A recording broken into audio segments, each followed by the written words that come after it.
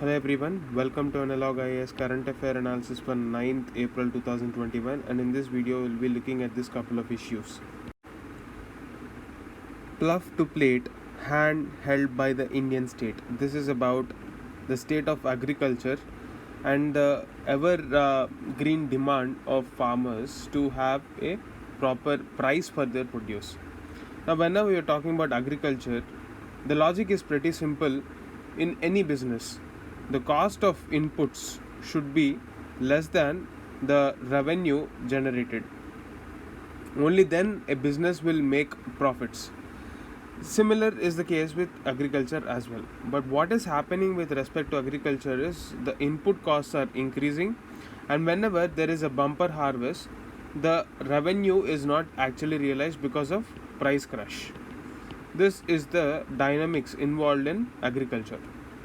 Now, it is very natural that a farmer expects certain minimum support price to ensure that this does not happen. In this article, the writer says that whenever we are talking about our food prices, they are pretty inelastic. That is, their demand does not change with prices. So, even after a certain point of time, even if the prices are falling down, the consumption will not actually increase. Even if you want to store a lot of that produce, it will not be practically possible. So in this case, we have to understand that agriculture cannot be totally left to the market, because whenever there is a price crash, there is no mechanism for addressing the grievances of farmers. Now, it is in this situation the author suggests something. In the case of drought, the prices move up and poor consumers and rural people starve. So it is in this situation where we have to understand how the buffer prices or the buffer stocks actually come into picture.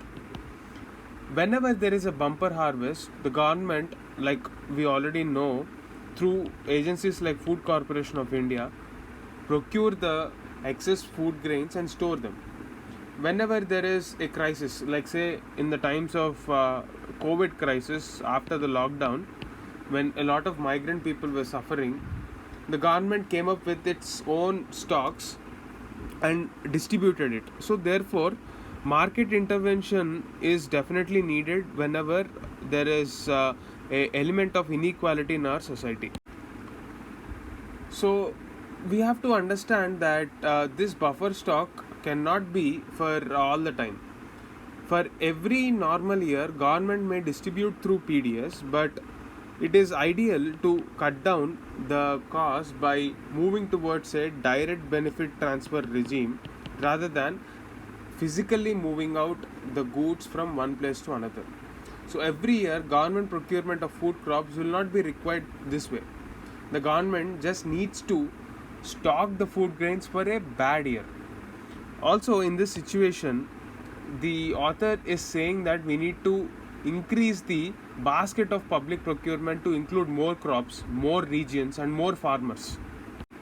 India has nearly 18 agroeconomic zones, and the author says that whenever there is procurement across all these zones, only then farmers will see that agriculture is very profitable. Now, the problem with MSP as a policy measure is that in 2015, when the Shanta Kumar committee came out with its report, it said that only 6% of the farmers are aware of a policy measure like MSP. This is very surprising given the fact that a lot of procurement happens through MSP. But the fact that only a certain states like Punjab, UP, etc. are gaining from this MSP, and the poor farmers don't actually see the light of this policy measures, is a wake up call for the policy makers in agricultural sector.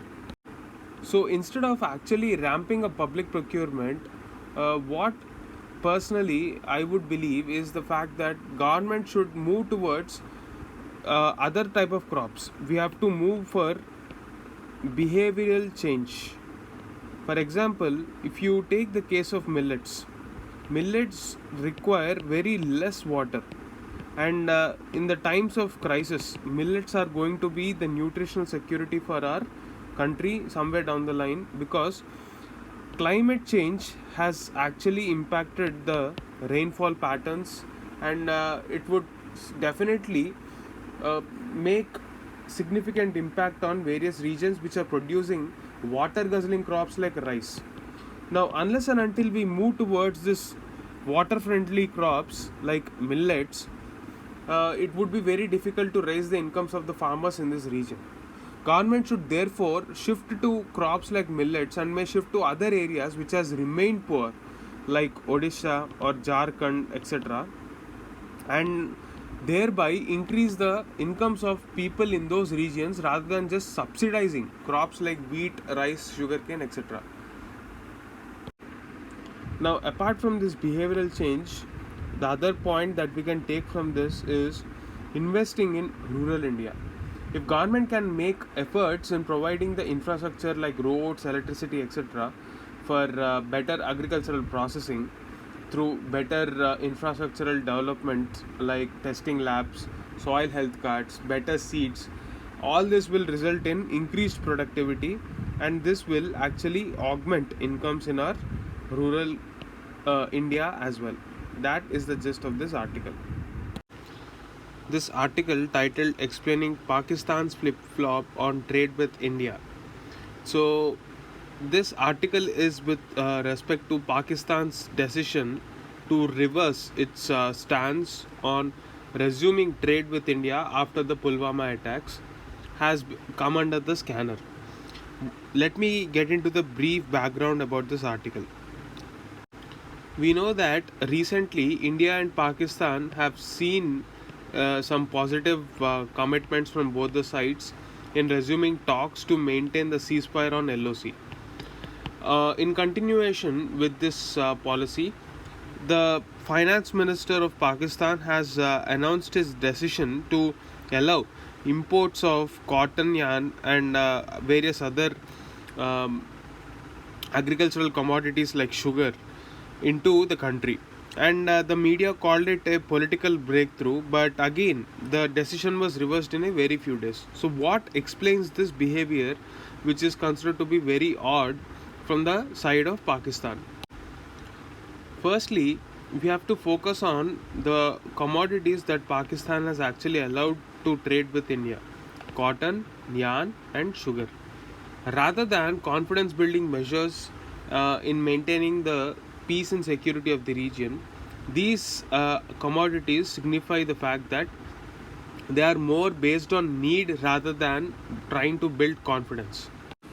One more reason is with the present COVID induced lockdown and diversification of the supply chains across the world, Pakistan is actually trying to become a net exporter of textiles. And the major raw material that is required for textiles is cotton and yarn. It is for this reason Pakistan is actually allowing cotton and yarn imports.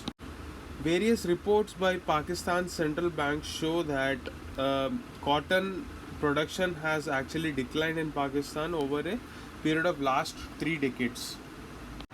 Secondly, even the sugar industry is in a sort of a crisis. The reason is um, it is believed that the local sugar industry stakeholders have actually resorted to hoarding, which has led to a increased price in domestic markets of Pakistan.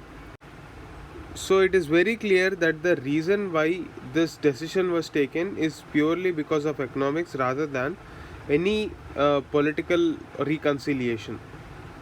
So how do you explain this U-turn when it is actually beneficial for them?